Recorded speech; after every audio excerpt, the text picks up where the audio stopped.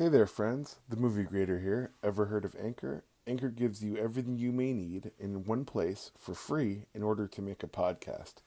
It can be done right from your phone or computer. Anchor's creation tools allow you to record and edit your podcast so it sounds great and it's ready for prime time. Anchor will even distribute your podcast for you so it can be heard wherever podcasts are available. Platforms such as Apple Podcasts, Spotify, and even Google Podcasts. Also, you can easily make money from your podcast with no minimum listenership. To get started, download the Anchor app or go to anchor.fm.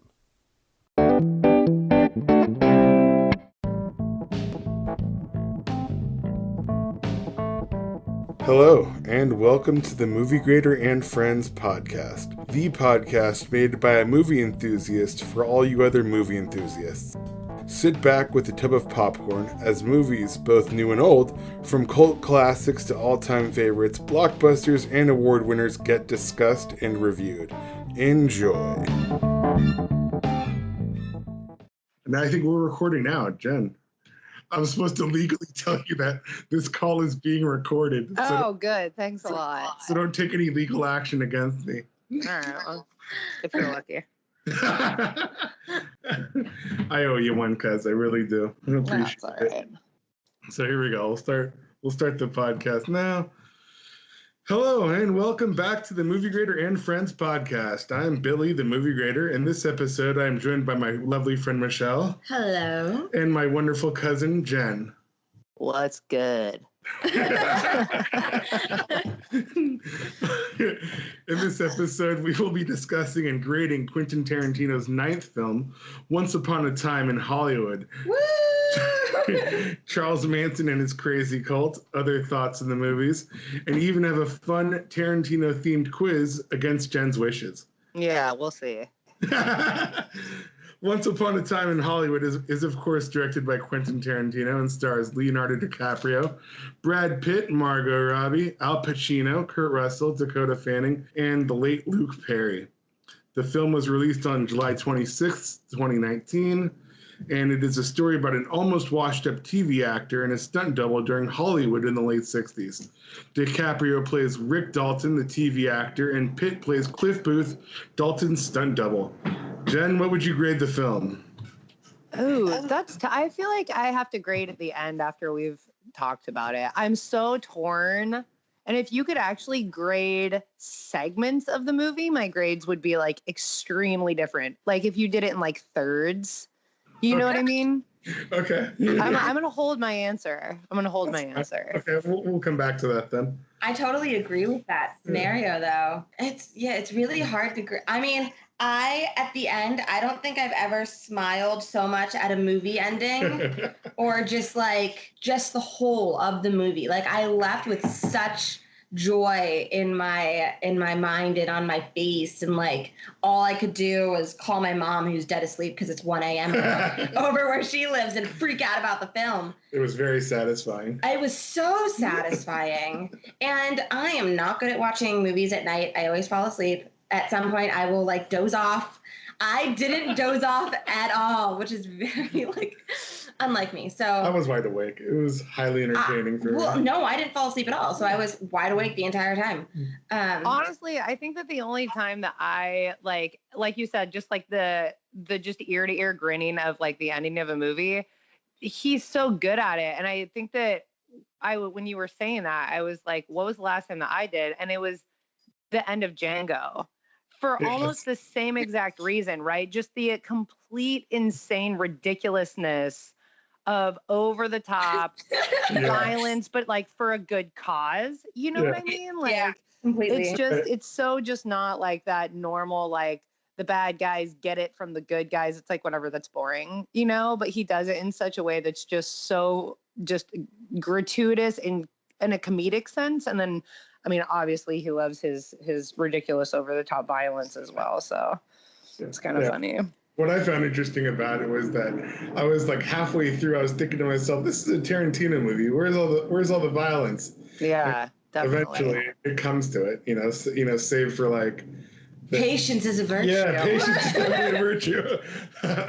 Well, especially with him too. I mean, my God, he like, I think he's one of the only directors out there that makes you work for being a fan of his work. Like, he makes you work for it. It's like, that's such a weird reverse psychology, but he really does kind of put you through the ringer in that really drawn out story building, character building, like those really long monologues, dialogues. Like I said, at some point, like during, like, you know, in a certain third of the movie, I'm like, oh my God, he's getting to the point in such an excruciatingly slow manner, but that's like his deal. You know what I mean? I didn't find it slow at all. I mean, I was just entertained the whole way through. I mean, yeah, a lot of it was dialogue heavy, but a lot of Tarantino films are. But I enjoyed it. I definitely didn't think it was slow. Yeah. But it was kind of like a slow burner. Yeah. It was. But not slow in the aspect of like, all right, come on, get to it. It was more like, all right, so what's next? Oh my gosh. Okay, so what's next after this? Okay, now we're getting somewhere. But like every sequence was like awesome, but obviously some are more awesome than others. Like the first like season or two of Breaking Bad is like beautifully layered storytelling, character building, and people that really fell off with the show were just like, oh, it's slow. It's like, no, but like you said, there's a difference between like slow and a slow burn. Exactly. Like all of that beautiful layering of everything, you know, makes for like, I mean, I'm a fat kid at heart, but I'm like, makes for a great cake later. You know? Yeah. You're right, cuz absolutely. One of the funniest scenes that made me laugh was Cliff Booth's fight with Bruce Lee's stunt double. Yeah, that was exactly what was pretty I thought, good. like his personality was like. Yeah. Like I was so in awe, and I was just like, "Oh my God, this is amazing!" That was perfect to me. I was laughing so hard when he threw him into the car. The wife, And the wife comes she's out. like a feminist before feminism was like a thing. Like she's like a badass. Yeah. At the end of the day, Brad Pitt steals the show, even though like Leonardo DiCaprio's like his character was great. I preferred his character in Django. I thought as Candy, he was just phenomenal, but he was still great in this as well. I think Brad Pitt totally stole it from him, but he stole it by literally just playing Brad Pitt. Like it's so just like more or less his character, you know, just really easygoing, unflappable, Right. you know, just cool as a cucumber the whole time, but he does it with such an easy gum chewing charisma, you know? He's such a total badass to me. Yeah, he is, but without trying. You know what I mean? It just comes so naturally to his like demeanor and character. So I mean, I thought he was fantastic.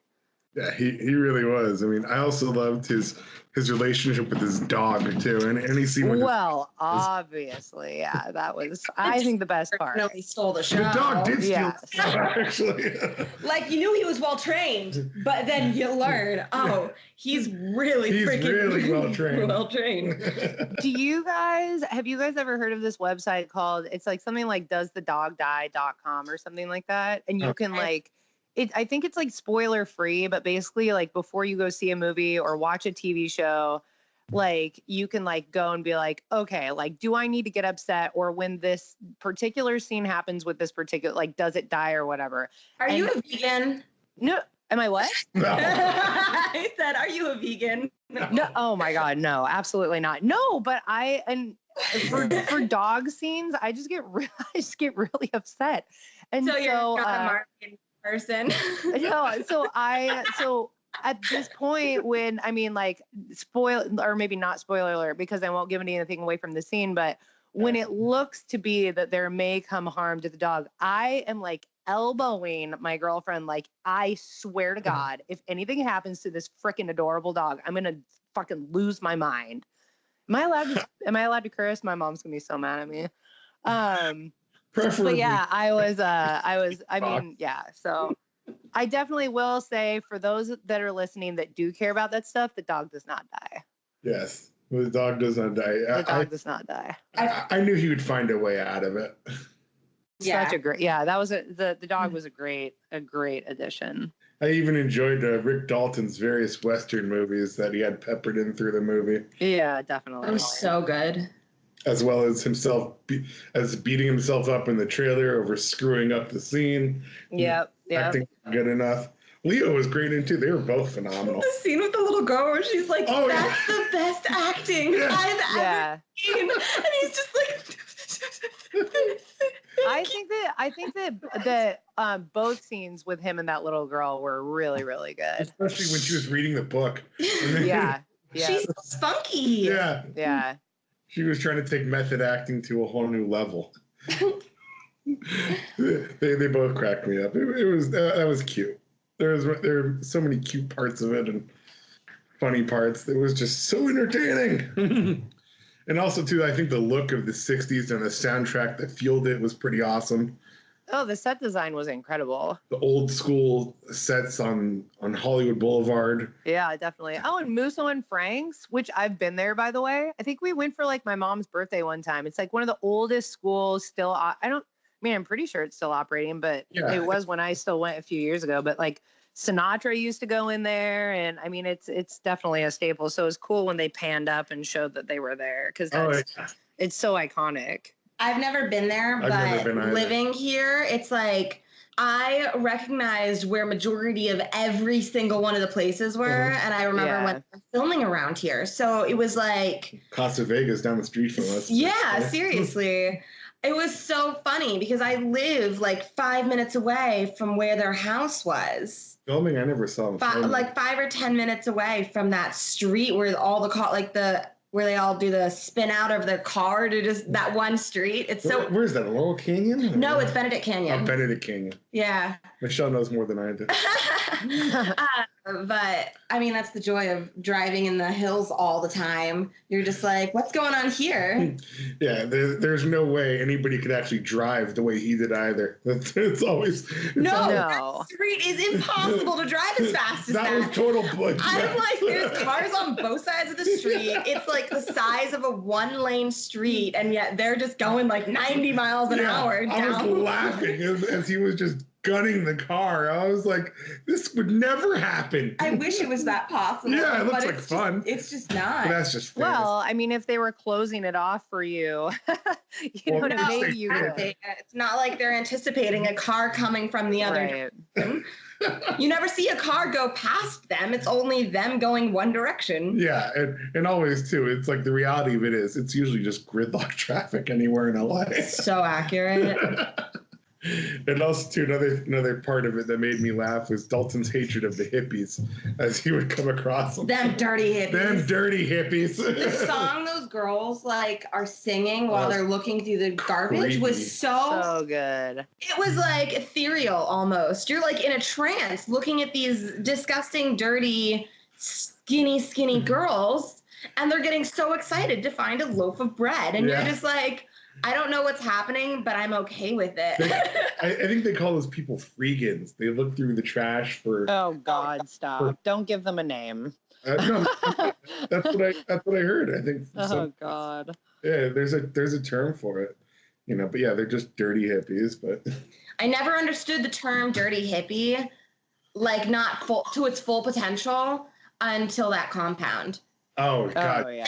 And then I was just like, oh, that's what hippies were like back then. Because to me, it's like I've been to a Woodstock event. I go to music festivals where you're dirty and camping, but never with the connotation of anyone who isn't us is disgusting and And it was so. That's what it was. Oh my God! Yeah, it definitely was. It totally screwed up my mentality while watching that. I'm like. People always would call me a hippie or a gypsy, and I'd be like, you can't call me that because that's a romantic slur. But it made so much sense, a literal dirty hippie. It really was. Well, he gets away with a lot, in one of the first scenes in the movie with when Brad's don't cry in front of the Mexicans. I was laughing. I mean, you're not supposed to laugh at that, but goddamn, the entire theater was dying. Yeah, that was really good. But he can get away with stuff like that, even in this, because he just doesn't care. Quinten Tarantino does not care about anybody or anything or anybody's opinions. He's going to put whatever he wants, and he knows that it's going to be a complete hit regardless, because he's, but I mean, you can't, even in the political climate that we have now, it's the fact that he can still put something out like that, it's just, it's him. He can do what he wants, and he does. I think it's the point where we expect to be going, like, listening to offensive things. Like, you know, if you're going into one of his films, that there's going to be so many offensive lines because he's making fun of, like, everybody. Like, everybody. Yeah.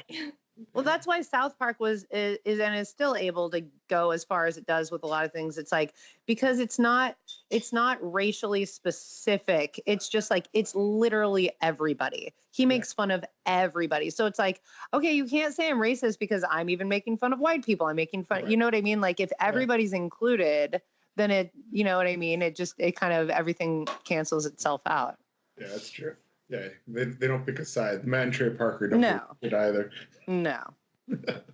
It's a lot of fun. All right, well, back to, it's time to grade the film, Jen. What would you give it? The only reason that I would say, like, maybe like a B- is only because I would be weighing it against 8 other films, right? So, like, if you're going to put it, like, for me, Pulp Fiction is untouchable. Reservoir Dogs is untouchable. So for me, I'd say B- only because I don't know. I wanted a little bit more Easter eggy Tarantino stuff. Like, when he, like, throws in, like, you never really get to see if Brad Pitt or Leo or literally everybody that's smoking in the movie, if they're smoking red apples, right? Which is like Tarantino's universe brand that he's built for himself. So I was, like, almost kind of distracted looking for all these little things, and then not really, because I love Easter eggs. Easter eggs. So I was kind of bummed out about that. And maybe if I watched it another 5 times, I'd find them, you know? But yeah, I mean, I thought it was good. I think that a movie standing alone, if you went to just go see and didn't know anything about the Manson murders, like, I thought that it was really interesting that he used it as a backdrop for his story. And it wasn't, like, about them. And then obviously he rewrote history to make it work for him, which I thought was great. You know what I mean? But, like, my aunt was like, "Oh, I heard you went and saw that movie. I kind of wanted to see it." And if you know my aunt, I was like, "Wait, why?" Like, no, that's an awful idea. And she's like, "Oh, because I like Leonardo DiCaprio." I was like, that is not the reason to see this movie. Like, hard no. So standing on its own, I think that if you're not a fan of Tarantino, if you don't understand his work or how he does movies, how he tells stories, then I think that you might not enjoy it as much. But then if you are a fan, if you do understand how he layers and builds his stories, if you know what I mean, if you have a good background on it, then I think that it would head more towards the B+, A-. You know, that was a very long, drawn out answer. But sorry about that. It's great. Yeah. Michelle, what'd you give it? Oh gosh. Okay, so I'm kind of the person that went in. I had no, like, the only thing I knew about it was the whole basic dynamic of Brad Pitt and Leonardo. I, like, even maybe it was because it was so late, but it didn't dawn on me till the next day. Like, I'm also 25, okay, but I didn't actually remember the facts of the Manson murders. Yeah. So, like, I watched it and I didn't even, like, it didn't dawn on me that he had flipped the situation because I didn't even put 2 and 2 together that he was Manson. So I'm kind of the person that's like, I'm young and naive, and I accept that I'm young and naive, but especially with classic horrific murders, I know who the murderers are, but I couldn't tell you the entirety. I know random murderers. Like, there was this like elderly couple that would kill people and keep their clothing and make quilts out of it. So I'm like, yeah, right? How awesome is that? Awesome. Where is their film? Like, hello, and they're like, excuse me, Jen, I'm gonna run from the door. Yeah. Like an 80-year-old couple doing this. So I knew, think Michelle locked the door on me. I knew random murderers like that, but like the big ones, like Manson, I didn't actually, like, I knew the names, but I never connected 2 + 2 until the following day when I was reading up about Once Upon a Time. And I was just like, oh my God, that, like, it gave me so much more of an appreciation for the film because I didn't actually realize that. And, like, that freaking flamethrower was my favorite thing. Oh yeah, that was fantastic. So, knowing all of this, I would like in numbers wise, I'd probably give it like a 93%. So it'd be like an A-. Because I feel like just a letter grade isn't really enough. That's fair. Yeah, I like that. Yes, but I would give it like a 93 because there were definite scenes where I was just like, okay, but then it didn't really make sense for the rest of the film until you get to the very end. But while you're watching it, you're just like, I feel like this is a weird thing to just like throw in there. But then I'm like, oh, yeah. I see what he did there. The cave comes and ties in at the end. Yeah, it ties in all at the end. No, that's what I mean when it's like, if you graded, if somebody stopped it like 45 minutes into it and they're like, my dad used to do this. He would, with Usual Suspects, he'd pause the movie for people that hadn't seen it, like 45 minutes in and be like, okay, who's Kaiser Sozek now? And I'd be like, Dad, this is so embarrassing, which now I think is kind of funny.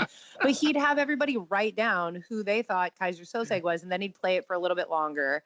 And then he'd stop and be like, okay, now who do you think Kaiser Sozek is? And I think that kind of with this movie too, it's like if somebody stopped at a third into it and made you grade it then, and then another third made you grade it then it's like, and then at the end, probably everybody's like, oh, A, but it's like, okay, but like 2/3 of the way, and was it an A for you then in that moment, you know?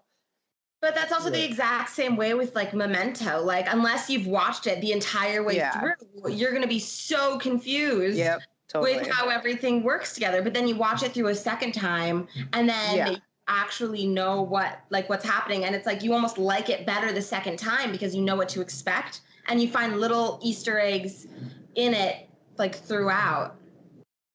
Yeah, definitely. And even though he rewrote history in the way that the Manson murders went down, the actual murders went down, and then he played with that to make, obviously, because I mean, he's like, it's not about the murders, it's just the backdrop. But I think that the stuff that he did include, that it was so historically accurate, all the set design at the ranch, like which, by the way, Dakota Fanning, like, he was unrecognizable. My God. And you know what's really funny? I didn't want to like outburst during your intro, but when you were like, and the late Luke Perry, I was like, God dang it. I was watching it and I was like, yeah, it looks like Luke Perry, but he's dead, so I don't know who that guy is. And then when you just said it just now, I was like, oh, I shouldn't have doubted my 90210 knowledge. That's so funny though. I didn't know that it was like that he had done that before he died. But yeah, everything else was really accurate. Like George was like actually like trading sexual favors for them staying on his ranch, and like the names were accurate. I think that they played a little bit with Tex being in the car that first night. I think that he was involved more in like the second murders that they did, but a lot of the stuff, except really for the ending, was like really accurate for the Manson murders. Anyways. All right. Anyways, well. What about your grade, Billy? I gave it an A+ because. Yeah, to me, I'm surprised. Yeah, I mean, to me, it checked all my boxes. It was entertaining as hell, and it was funny. I was laughing pretty much the entire way through, and most importantly, what says a lot about the film, I was ready to walk right back in and do round 2 immediately after if it wasn't so late. So it was long. Oh my God! Wait, I forgot to ask. Wait, was Tarantino in it? I never saw him in it. That was one of the Easter eggs I was looking for the entire time. He normally does cameos, but I think I read that he wasn't in this one. Yeah. I mean, but that's what I mean when I was like distracted, because I was almost missing some scenes because I was just like, my eyes were darting everywhere. And like, my girlfriend thought she saw Samuel L. in the saloon with Timothy Olyphant, who was it's like he always plays just Timothy Olyphant, you know, whether it's Justified or Deadwood. But I didn't see him either. And I thought for sure he'd sneak in there somewhere too. But honestly, I completely forgot all about that. But I do recall reading an article saying that he wasn't in this one. I'm searching right now. Yeah, my first fact check next week. All right, so. You want to do that quiz? Yeah. While I'm searching? Let's move on to the quiz. Let's see. Okay, hurry up. I want to eat breakfast. All right, fine. It's 1 p.m. Yeah, it's called lunch. All right. Yeah, I guess so. Brunch. All right, so this is for both of you guys. It's a multiple choice quiz too, so. All right. But you'll probably be able to answer before I even get all the answers out. All right. What character did Tarantino play in Reservoir Dogs? Mr. Blonde, Mr. Orange, Mr. Brown, or Mr. Pink? Well, it wasn't Mr. Pink. It wasn't Mr. Blonde. Wasn't it Orange? No. What were they? Okay, I don't know, dude. Damn, dude, I haven't seen that in so long. I know. Seen that in years. Me neither. Because I remember like Buscemi was pissed about Pink, and he's like, "Oh, it's easy for you to say." The first one that came to me was Brown, but me too. Yeah, in so many years. It is Mr. Brown. Okay. What body part does Mr. Blonde cut off Marvin Nash, the kidnapped policeman? His nose. Ear. His ear, yeah, you got that one. All right. Well, not only that, but like, can you ever hear Stuck in the Middle with You ever again without thinking about him dancing around with a barber blade in his hand? Like, never. That's never. That's Every time even if I'm in public, like I just start doing that little like forward, backward shuffle, and everybody's like, "What are you doing?" Oh, God. Okay. This one's probably easy for you, too. And name Travolta's character in Pulp Fiction. Jules Winfield, Winston Wolfe, Butch Coolidge, or Vincent Vega? Vincent Vega. Then what From do they Inglewood. From Inglewood. I remember that was such a great little twist. And if you didn't live in the South Bay, like you didn't understand that like the black dude was from Redondo Beach, and the white dude is from Inglewood. Like I loved that. Okay, the next question is, what do the French call a quarter pounder with cheese according to Travolta's character? An XL with cheese, Royale with cheese, extra king with cheese, or king with cheese? Royale. Royale with cheese. You got it. All right. Name the couple in Pulp Fiction played by Tim Roth and Amanda Plummer who held up the restaurant at gunpoint. Marcellus and Marvin, Pumpkin and Honey Bunny, Marvin and Mia, or Sausage and Sweetheart? Honey Bunny. Honey Bunny and Pumpkin. Be cool, Honey Bunny. Now, what dance do Uma Thurman and Travolta do at Jack Rabbit Slim's? The ballroom, the lambada, the twist, or the hustle? You can't tell right now, but I'm twisting. Michelle's twisting, and she gets the question right. All right. The bride travels to Okinawa to obtain a sword made by which legendary swordsmith? Raz Al Ghul, Gogo Yubari, Boss Tanaka, or Hattori Hanzo? Hattori Hanzo. Got it. How does the bride defeat fellow assassin Elle Driver in Kill Bill Volume 2? She plucks out her other eye, she chops off her head, kills her with a black mamba snake, or buries her alive? I think she pulls out the other eye, doesn't she? Yeah. That's correct. Michelle just did that to me too. But I do have to say that one of the best scenes in both Kill Bills is when the mama gets Michael Madsen and then she sits there reading to him about what happens when a black mama bites you as he's like dying a slow and painful death, and she's like flipping her little notebook, reading from it. I think that's one of the best scenes of all time, period. Well, it's so calm, cool, and collected. Oh, it's so and totally sadistic. Yeah, totally. It's great. She did a great job. Daryl Hannah was fantastic. Oh, absolutely. And can we also say how Uma Thurman's daughter was freaking in the film? Yeah, that's right. She was so good. Oh, I didn't know that. Who was she? She's the one that went back to the car and drove away. Yeah. That's Uma Thurman's daughter. Before they go in for the murder, she gets scared. I did not know that. Yeah. What technique does the bride use to finally kill Bill? The pressure point knockout, the 5-point exploding heart technique, crane kick, or karate death chop? The 5-pointed. Yeah. So good, too. So good. How does Kurt Russell's stuntman Mike kill his victims in Death Proof? He sets them on fire, he throws them off the bridge, he shoots them, or uses his Hollywood stunt car to run them down.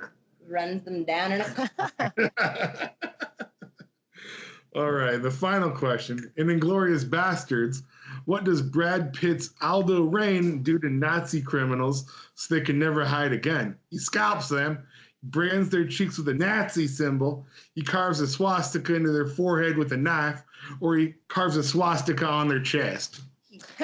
Forehead into their head. Yes. So good. So good. It's so good. That's probably one of my favorite movies ever. Yeah, definitely. Anyway, so that will do it for Tarantino, and let's see, the Once Upon a Time in Hollywood movie. To give you guys a preview about next week's episode, it's going to deal with Fast and the Furious Presents Hobbs and Shaw. It opens on August 2nd. It's directed by David Leitch, and it stars Dwayne "The Rock" Johnson as Luke Hobbs and Jason Statham as Deckard Shaw. Per IMDb, the plot goes as follows. Lawman Luke Hobbs and outcast Deckard Shaw form an unlikely alliance with a cyber-genetically enhanced villain that threatens the future of humanity.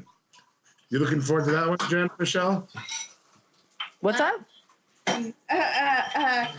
No. Not really, but mostly because once they added The Rock to the Fast and Furious films, I stopped watching. No.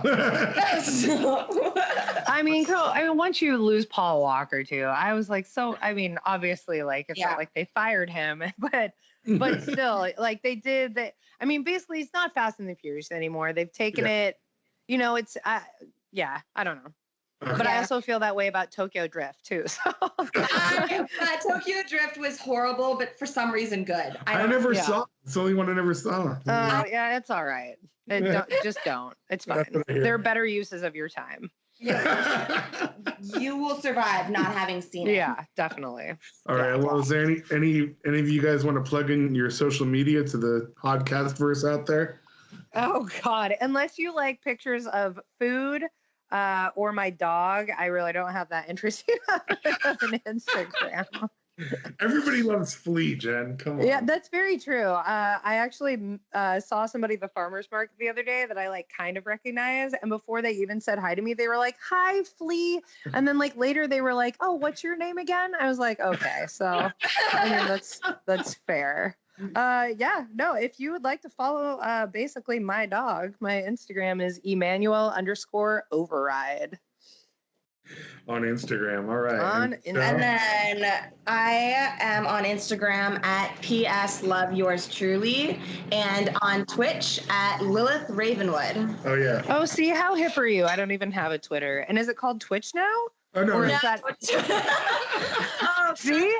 My age is showing. Sorry. Right now, no, Twitch is a video game streaming platform. Oh, well, see, there you go. I loved that. I'm like, hi, I'm 37, everybody. Did Twitter get a new name? Well, I thought that you were just so hip that not only you had a Twitter, but then it's like not even called Twitter anymore. It's like nobody calls it that anymore, Jenny. It's Twitch. I have a Twitter, but I just post my Instagram photos. Yeah. So and then I go all Mean Girls, and I'm like, stop trying to make Twitch happen. All right. Well, you can find me on Instagram at Twitter at The Movie Grader. Also, please visit my website, www.themoviegrader.com. Please like and subscribe to this podcast if you haven't already. Also, please tell your friends about the podcast. I'd very much appreciate it. The Movie Grader and Friends podcast is available on most podcast platforms, such as Apple Podcast, Anchor, Spotify, Google Podcast, Stitcher, iHeartRadio, and basically anywhere where you get your podcasts. Thank you for your time, and please email themoviegrader@gmail.com with any comments or questions. And see you next week with my review of Hobbs and Shaw. Guys. Bye. Bye. Bye.